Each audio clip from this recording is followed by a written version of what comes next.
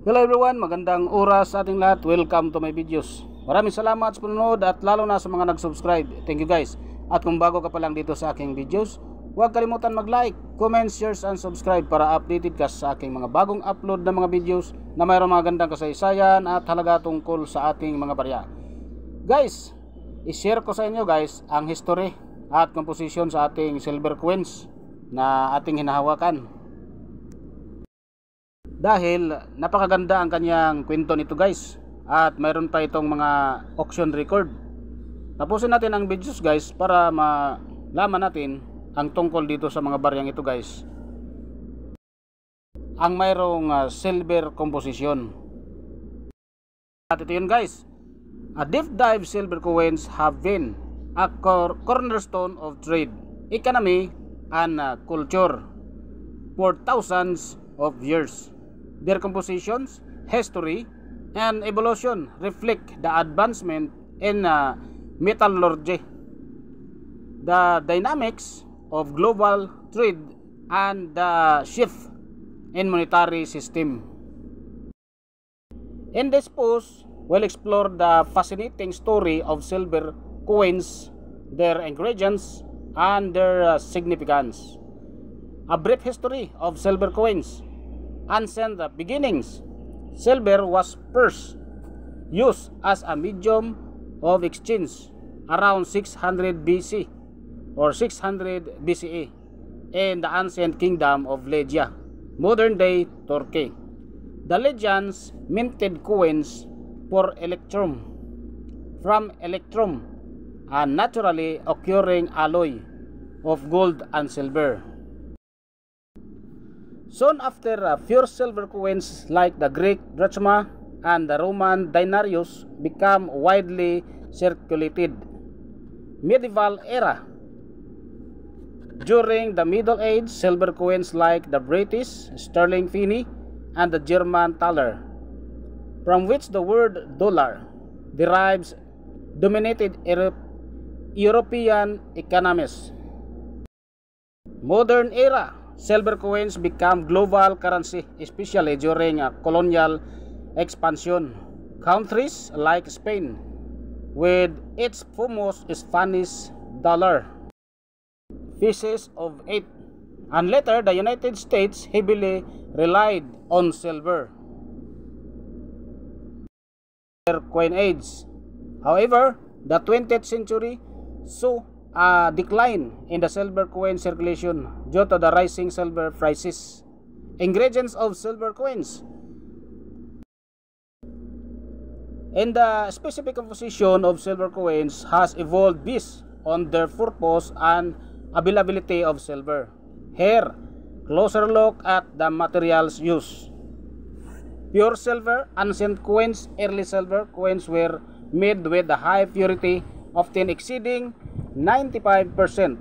However, the softness of pure silver made them prone to wear. Modern bullion coins.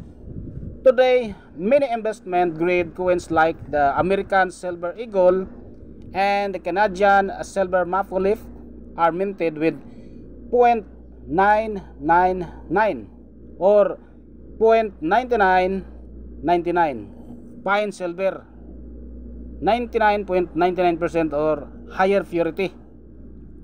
Sterling silver 92.5% silver. Sterling silver was commonly used for the coins and silverware due to its durability and addition of 7.5% copper made the coins harder while maintaining their intrinsic value. Coin silver 90% silver, historically used in the US or coinage. Dime, quarters, half dollar, and silver dollar. Minted before the 1965. The remaining 10% was copper to enhance durability. Silver clad coins. Post 1965, many countries transitioned to silver-clad coins for commemorative purpose. The coins have thin layer of silver over a base metal core, reducing the overall silver content but maintaining aesthetic appeal. The role of alloying metals. Pure silver is relatively soft and prone to damage.